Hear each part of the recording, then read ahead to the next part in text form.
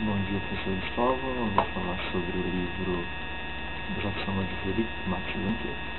É um livro bem interessante. Ele conta sobre... Ele mostra um pouco do modo como se deve ganhar dinheiro também. Ele conta a história dos banqueiros suíços, como as dicas que eles dão para conseguir obter dinheiro. E eles recomendam apostar para ganhar. Então eles dividiram esses axiomas em 12 grandes axiomas. Tá? Vou destacar alguns deles, entre eles o risco. Quanto mais você arriscar, maior a chance de você ganhar. Porque não arrisca, não petisca. Seria mais ou menos essa a ideia. Então se você ficar na mesma, jogando sempre na mesma, seu lucro com certeza vai ser menor. Então você deve arriscar grande para conseguir grandes resultados. A ganância.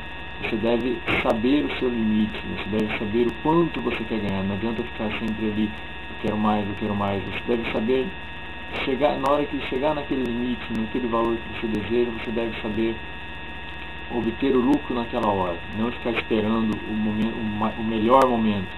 Se você já obteve um lucro, você deve salvar o seu dinheiro nesse momento. A esperança, não adianta ficar sempre vai melhorar, sempre vai melhorar. Não funciona bem desse modo. Na hora que você vê que a coisa está indo para o lugar errado, você deve salvar seu dinheiro, você deve proteger os seus ganhos. As previsões.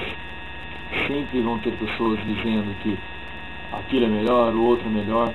Você deve saber julgar, você deve conseguir não acreditar nessas especulações, nessas ideias mirabolantes que aparecem.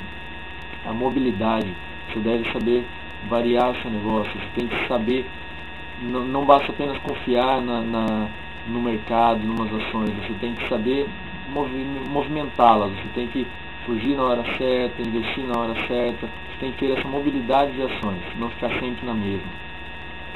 Ele cita também a parte de religião, ocultismo, otimismo e pessimismo.